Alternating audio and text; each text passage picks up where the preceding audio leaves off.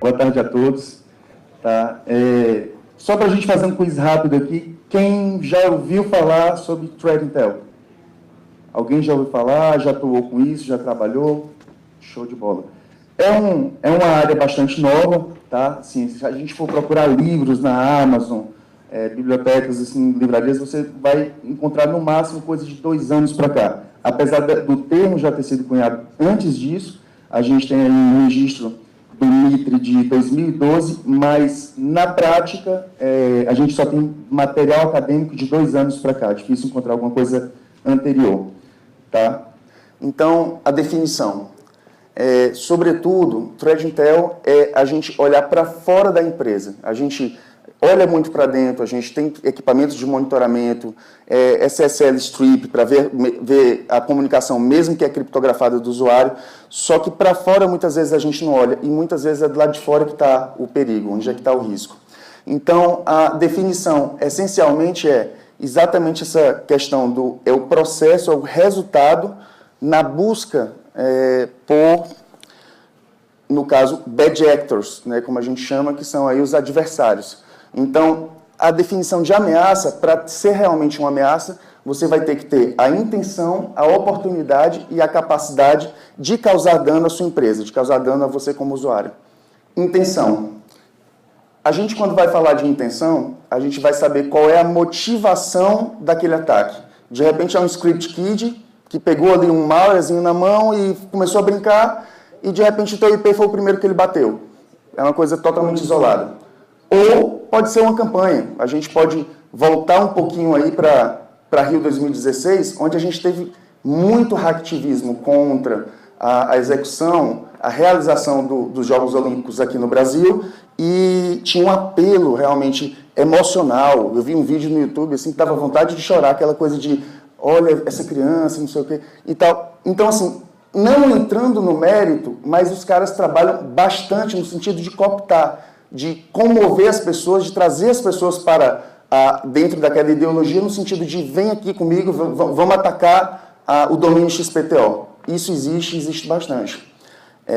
Inclusive, o trabalho que foi feito de Threat Intel na Rio 2016 foi brilhante. Assim, foi realmente uma aula, porque o pessoal entrava na Darknet, entrava em fóruns, é um trabalho de infiltração, é um trabalho que você está trabalhando ali disfarçado e, às vezes, até atacando junto para mostrar o seu comprometimento com a causa, mas, no final das contas, você está fazendo realmente um trabalho duplo, né? Você está verificando e reportando tudo.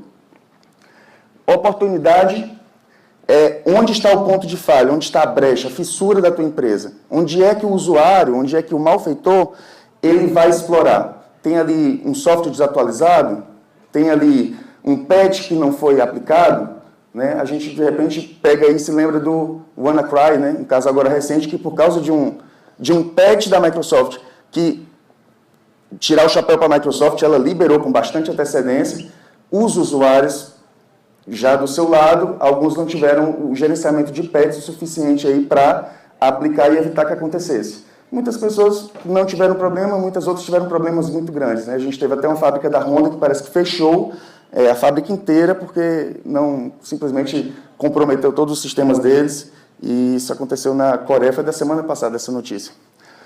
Capacidade.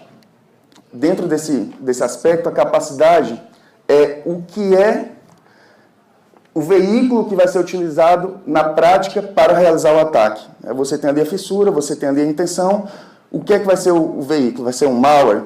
Vai ser um script que está rodando dentro da empresa, que de repente já tem ali um command control? Então, vai ser o mecanismo que vai ser utilizado para explorar. Certo? A gente tem aqui um gráfico bacana, que está mostrando exatamente os 3 fatores e a interseção entre eles. Para ser ameaça real, né, tem que estar nessa interseção central entre os 3. Se você tem capacidade e tem oportunidade mas não tem a intenção, você tem uma ameaça em potencial. Só falta a intenção. O caminho já está ali, a faca e o queijo. Se a pessoa estiver ali, pô, acordei de ovo virado, vou querer atacar. O caminho está aberto. Né? Você tem a oportunidade e intenção. Né? Está faltando capacidade. Você, então, vai ter uma ameaça impedida. Ainda está faltando um recurso aí para você conseguir realizar o ataque propriamente dito. E se você tiver capacidade e intenção, você vai ter aí uma ameaça que não é substancial, porque você não vai ter a oportunidade de realizar o seu ataque. Propósito. O propósito de Threat Intel, para quem não já conheceu o termo, para quem não chegou a atuar com isso, é exatamente levar para a organização um conhecimento muito mais granular do que muitas vezes as ferramentas entregam. Você tem ali, muitas vezes, um firewall, você tem ali um log, um CIEM, só que você tem ali uma torrente de informação. A ideia de Threat Intel é exatamente tornar isso uma coisa mais granular, entregar o que realmente é relevante. Então, se o meu cliente é da área financeira, eu vou levar isso em consideração. Se o meu cliente é de uma área de mídia, eu tenho que levar isso em consideração. A ideia é não apenas ter informação, mas ter a informação que é relevante para a organização. Alguém lembra dessa frase? Qual foi o personagem que falou essa frase? Quem falou primeiro? Quem falou primeiro? O nome do personagem? Tyrion Lannister. Vamos já entregar aqui, então. Primeiro desafio, pode vir pegar aqui, tá? Por que isso é relevante? Está aqui o Tyrion. Você pode dizer assim, mas o que é que tem a ver? Tem tudo.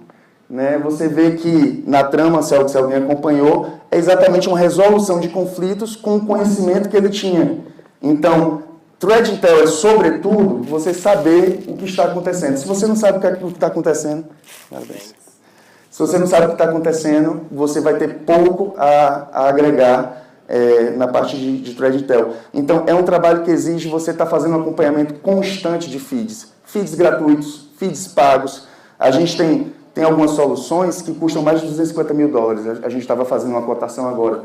Então, o que acontece? Quando a gente fala de soluções alternativas, soluções como Nessus, Nexpose, que faz um trabalho diferente, ele pode até ser mais barato, porque ele executa uma determinada função. Mas um Threat Intel, para ser eficiente, você precisa estar recebendo informações muitas vezes privilegiadas. Então, são soluções que muitas vezes vão ser caras. O Robert Lee, que é instrutor da SANS, ele falou essa frase aqui, que eu vi isso em um vídeo do YouTube, eu não vou anotar isso aqui porque eu achei pertinente e ao mesmo tempo muito bacana. O que é que acontece? Coleta e normalização dos dados representa 90% do esforço que você tem que ter. Por quê? Porque o resto é fácil. Então, se você tem os dados e eles estão normalizados, a gente já está falando, quando a gente fala de normalização, a gente está falando de onde aconteceu, por que aconteceu, quando eles já estão classificados, assim, estruturalmente, e com o máximo de informações possíveis. Você fazer um trabalho em cima de um dado que já está trabalhado dessa forma é muito mais fácil. Ok? E aí, depois do Tyrion Lannister, a gente tem outro personagem, né? Sun Tzu. Com uma mensagem do livro Arte da Guerra, onde ele fala basicamente, se você conhece você e se você conhece o seu inimigo, você não vai ser derrotado. Essa coisa do 100% não existe, né? Na área de segurança não existe nenhuma solução 100%. Mas cada camada a mais de segurança que você adiciona, você está ganhando com isso. Tá? E uma curiosidade, esse livro é de 500 anos antes de Cristo. Então, assim, a preocupação com informação vem de longa data, né? A gente talvez é que tenha ignorado isso durante algum tempo. Beleza, a gente já sabe que informação, conhecimento é a parte mais importante. E agora? Padronização. No começo, as pessoas já estavam fazendo um trabalho de Threat Intel, só que cada um meio que fazia de um jeito. Então, essa aí é a questão do MITRE que eu falei no comecinho. Quando em 2012, setembro de 2012, o MITRE lançou o STIX, que basicamente é como se fosse um XML. Ele está definindo ali algumas estruturas, alguns pontos, alguns indicadores que, num trabalho, num feed de Thread Intel, vai estar sendo divulgado. Tá? Então, foi muito bem aceito. Todas as principais ferramentas hoje utilizam sticks, juntamente com o táxi, que a gente pode colocar o táxi como um mecanismo de transporte de sticks. Ele define aí uma API para que você possa não apenas consumir, mas também alimentar os outros usuários. Indicadores dos sticks. O que é que eu preciso saber dos sticks? Eu preciso saber, em cada feed, em cada evento, é importante saber onde aconteceu, por que aconteceu. A gente tem aí esse TTP, que é literalmente a técnica, o procedimento que foi utilizado. Então, é uma descrição do evento, como que o adversário, como que o bad actor atuou no sentido de chegar àquele objetivo, o porquê do objetivo, quem realizou isso. Então, tudo isso vai estar alimentando uma base que, recentemente, também num vídeo que eu vi de Thread Intel da Microsoft, a Microsoft falou que tem uma base de exabytes. Então, assim, você vê que é realmente algo gigantesco. Isso aí é a descrição do táxi, que é exatamente o mecanismo de transporte, certo? Ele vai servir como uma API para servir como um mecanismo comum entre as empresas para compartilhar e consumir feeds em sticks. E aí a gente vai ter outro personagem, certo? Informação sem controle. O Sheldon, se alguém aqui assistiu, ele é uma figura interessante para representar isso.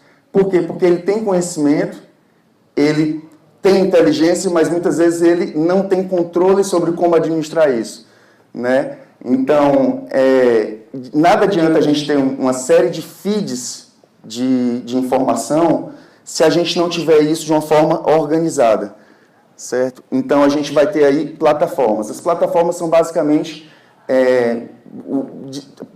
sites web, programas, plataformas web que vão estar consumindo aqueles feeds que você utiliza para mostrar para você de uma forma mais estruturada, com gráfico. De novo, a informação, se não for relevante, ela continua sendo apenas um dado bruto.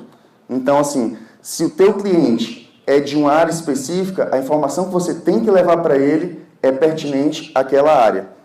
Ok? Então, você vai ter histórico, você vai ter métricas, você vai ter uma série de indicadores para estar alimentando, gerando gráficos, prevendo. Porque a ideia de Thread Intel é, sobretudo, você prever o que vai acontecer depois. Então, assim, eu estou vendo que tem ali um fórum onde estão se discutindo a criação de um malware para ATM, né, para máquina de saque. Eu tenho um cliente que, de repente, eventualmente, é dessa área. Então, eu já tenho que sinalizá-lo. Por quê? Porque ele pode ser comprometido no futuro em relação a isso. Ferramentas. A gente vai ter aqui uma série de ferramentas que a gente utiliza na realização desse trabalho. E, para começar, a gente tem o Tails e um outro combo, que seria o Cubes e o Onyx. Ambos têm o mesmo foco, privacidade. Se você vai estar realizando um trabalho de Thread Intel, sobretudo você tem que privar pelo seu anonimato, porque se você vai estar fazendo um trabalho de intrusão, um trabalho de infiltração, você tem que preservar a sua identidade. Então, a gente está falando de um meio onde a gente tem desde malfeitores que estão interessados em fazer um simples defacement a bankers que não apenas investiram dinheiro, né, porque esses malwares na Dark Web eles são comprados por muito dinheiro. Então, eles investiram dinheiro esperando um retorno muito maior. Então, a partir do momento que você se coloca entre o objetivo deles de lucrar e o êxito, você virou um obstáculo e a gente está falando de, essencialmente, criminosos, né? Então, tem que tomar cuidado. VPN, a gente falar de VPN, quem conhece VPN? A pessoa vai falar assim, né? Quem não conhece VPN? Mas tem fatores de VPN que às vezes a gente ignora, tá? Por exemplo, Kill Switch. A gente falando de Kill Switch, ela basicamente faz o quê? A Kill Switch, ela garante que aquela comunicação que você vai estar realizando no túnel, ela vai continuar criptografada. Por quê? Porque você tem a sua conexão com o seu provedor e, eventualmente, a VPN cai. Aí tu está lá num fórum hacktivista, falando ali com um bocado de criminosos, essencialmente, e aí, de repente, a tua VPN caiu e para você é transparente. A conexão continuou. Só que agora o teu IP real está sendo publicado. Então, o Kill Switch é um recurso que não está presente em todas as VPNs e que é interessante atentar para isso. Porque ele faz o quê? Ele garante que, se... É uma coisa mais a nível de sistema, tá? Ele vai garantir o quê? Se esse túnel cair aqui, eu quero que a conexão toda morra. Tá? Não quero que... Eu quero ficar desconectado, mas eu não quero passar uma comunicação que não seja por dentro do túnel. E a gente tem um split também. O split, nessa semana, foi lançado o Proton VPN, dos mesmos criadores do Proton Mail, que é um e-mail focado em criptografia. E ele tem um recurso que é interessante também. Além de você estar dentro de um túnel, aquela comunicação não vai apenas para um servidor. Às vezes você, vou pegar aqui um servidor na Coreia, um servidor na Áustria, enfim, qualquer... Mas muitas vezes você está fazendo comunicação com um servidor só. Se eventualmente aquilo, ainda que improvável, seja interceptado, toda a sua comunicação está ali. Então, o que o split faz é, a sua comunicação continua dentro de um túnel, só que ela vai dividida para 3, 4, 5 países diferentes. Cada pedaço vai para um país. Então, você vê como é muito mais improvável que essa comunicação seja comprometida. Certo? E falando de VPN também, vale falar do HideMyAss, né, que seria aí um provedor de VPN bastante conhecido e que perdeu popularidade exatamente quando, em virtude da questão judicial, legal, foi cobrado log dos usuários e ele entregou. Então, assim, ele foi obrigado pela justiça e entregou. Então, vale a pena também verificar. Se há uma necessidade de usar VPN, você já está preocupado com segurança. Então, o que é que acontece? Existem VPNs que eles garantem que não guardam logs. Se a ideia é usar VPN, se a ideia é anonimato, priorize uma VPN que pelo menos diz que não guarda log. Né? A gente não pode ter certeza, mas pelo menos ela está dizendo, afirmando para você, cliente, que ela não guarda nenhum tipo de registro do que foi trafegado. Máquina dedicada. Quando você está fazendo um trabalho de infiltração, você tem que ter uma máquina só para isso. Não tem uma segunda opção. Você pode dizer assim, não, mas eu faço numa VM. Já foi demonstrado em algumas experiências exploits que executavam comandos remotos da VM para o host. Então, por mais que tu tivesse com uma VM com um Linux instalado, com um FreeBSD, qualquer sistema, o cara conseguia executar um comando no teu host, fosse Linux, fosse Windows, então ele poderia comprometer a tua máquina de uma forma ou de outra. Então a ideia vai fazer um trabalho de infiltração, faça sobretudo com uma máquina isolada, uma máquina onde você vai ter uma identidade à parte, você não vai usar em momento nenhum e-mails de acesso seu, arquivos pessoais seus, arquivos da empresa seu, tem que ser realmente uma coisa totalmente apartada. E outra coisa, sempre dentro de túnel, né? Você não vai usar... não vai divulgar o seu IP real, porque isso é rastreável. Scrappers e OSINT.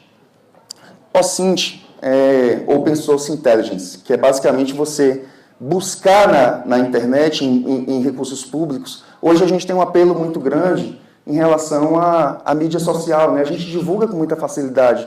Hoje você sabe quem é que é a favor de um determinado político, quem é que é contra um determinado político, quem é que é ateu, quem é que é católico, quem não é. A gente expõe isso com muita facilidade, pelo menos assim, olhando timeline, você dificilmente não se esbarra com esse tipo de coisa. E que é interessante porque não é uma conversa, muitas vezes, que você vai levar num barzinho, né? E num barzinho o público é muito mais restrito. Só que numa TL da vida, numa publicação, numa rede social, muitas pessoas levam aquilo ali com muito mais facilidade. Então, você investigar, você fazer um trabalho de investigação sobre uma pessoa é muito fácil, entendeu? Tem ferramentas específicas para isso. Então, RH faz muito isso, tá, pessoal? RH solicita que seja realizado isso. Então, você quer saber mais ou menos o funcionário que você está contratando. Isso é uma coisa absolutamente usual.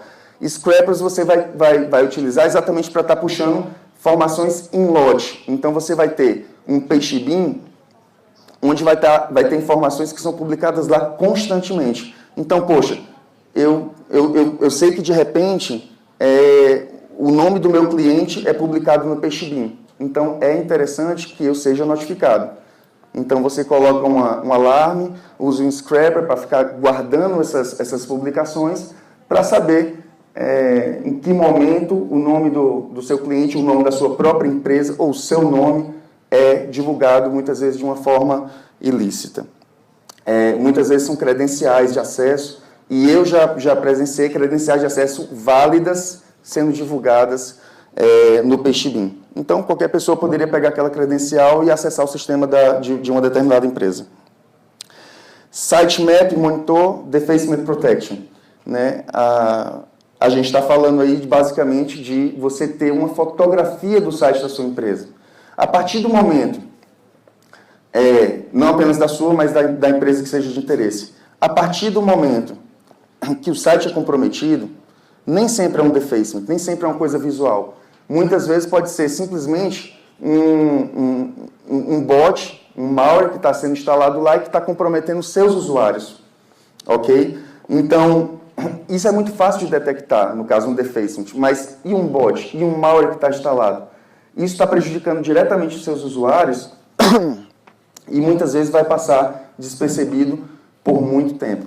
Então, você ter um programa que monitore, que gere um hash para saber que os arquivos do site não foram modificados, você tem um Deface Protection. A gente estava discutindo agora semana passada sobre isso, que um determinado produto que a gente estava vendo, que se o seu site ou o site de interesse for modificado, o Deface Protection automaticamente tem um backup, né, a última imagem válida, que você disse assim, não, a última imagem válida é essa. E ele automaticamente, sem a sua interação, ele vai lá e vai refazer um upload. Então, aquele defacement não vai funcionar. Né? E Python. Eu falo Python, se não se restringe a Python, mas é o que é mais usual, é o que é mais comum. Muitas das necessidades que a gente leva para a equipe de desenvolvimento, elas são entregues em Python e funcionando com bastante perfeição. E crawlers, que no caso vão estar fazendo aí toda uma verificação do site. A gente tem alguns sites, por exemplo, que divulgam as últimas URLs maliciosas, mas ele não tem como exportar aquilo. Então, é executado um crawler para chegar naquele site, exportar aquilo ali, jogar para um CSV, que vai ficar muito mais fácil de você trabalhar depois.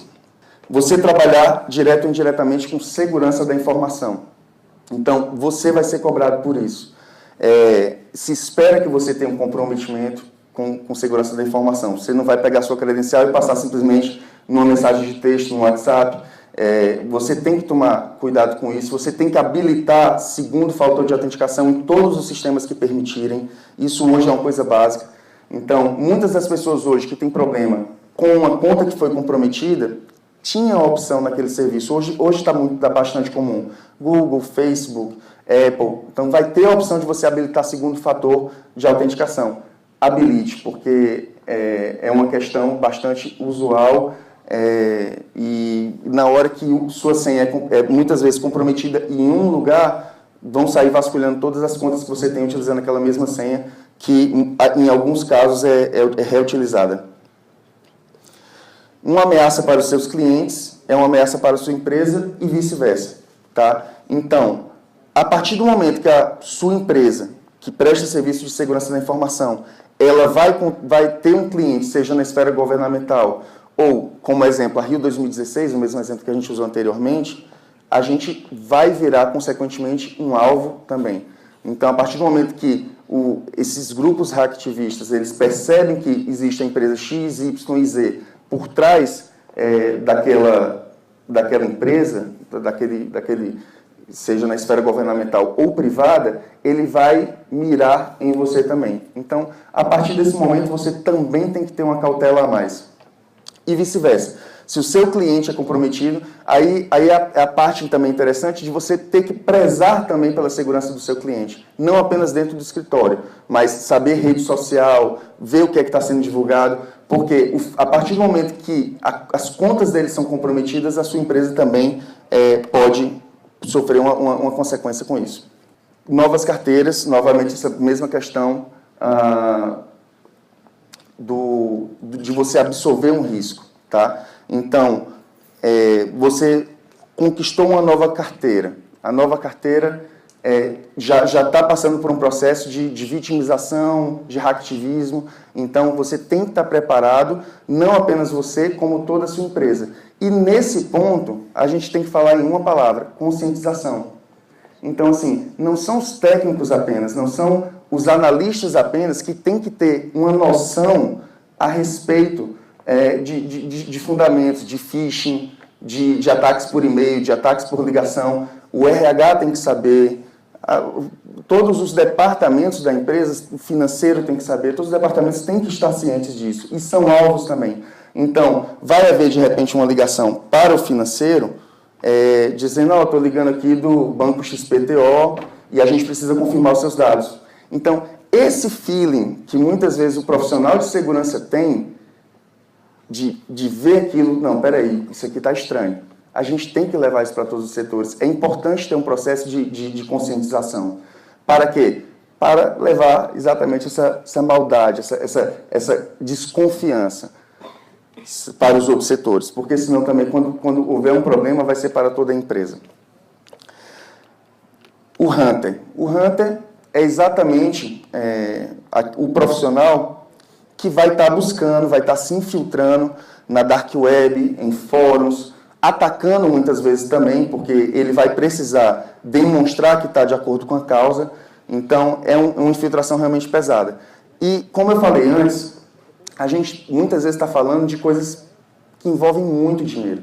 Então, esse cara, ele, sobretudo, ele vai ter que ter a sua identidade preservada.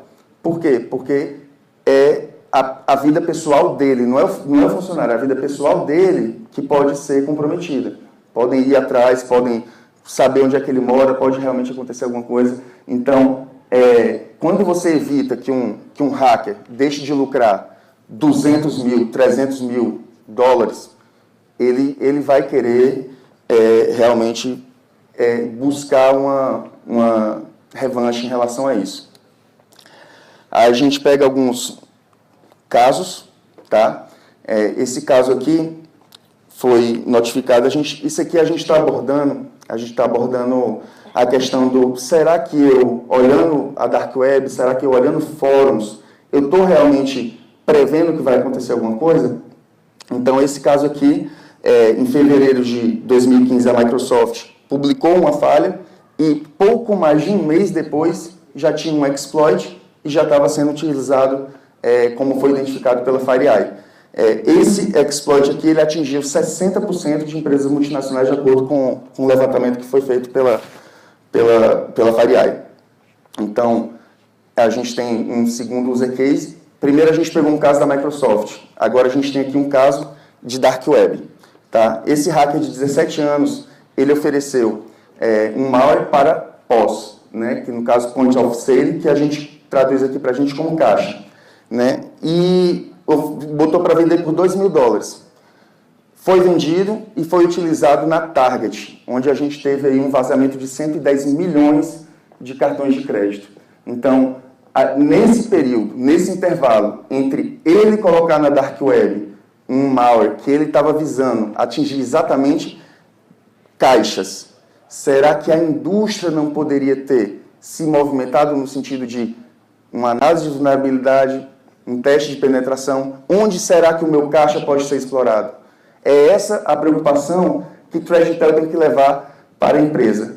Se a Target tinha ou não um ThreatIntel, isso aí eu não sei, mas a partir do momento que essa informação era de conhecimento, ela tinha que ter sido analisada, né, e ter sido confirmada e, com certeza, mitigada a possibilidade de ter acontecido isso. A gente está falando de 110 milhões de cartões de crédito de uma empresa que foram vazados. Então, a gente tem, pegando aqui um caso do ATM. Supondo que você atenda um mercado financeiro nesse tipo de situação, um malware para ATM, e eu tenho um cliente bancário. Alguém deseja fazer um comentário? Assim, poxa, o que é que eu devia fazer? né, notificar o usuário, pedir para ele verificar com a empresa responsável pelos ATMs, vai usar o USB. Né? Aí a gente está falando de indicadores de compromisso. Vai usar o USB, por que a USB está ativa? Precisa estar ativa? Qual é o sistema operacional que é impactado? Qual é o release? É o Windows 7? Depois do Windows 8 não acontece mais essa falha? Então, é importante identificar os IOCs, os identificadores de compromisso, e aí o indicador de compromisso, e aí a partir desse momento você mitigar a possibilidade daquele ATM simplesmente a pessoa espetar um pendrive e ele começar a cuspir todo o dinheiro que ele tiver disponível para fora. E basicamente é isso, pessoal.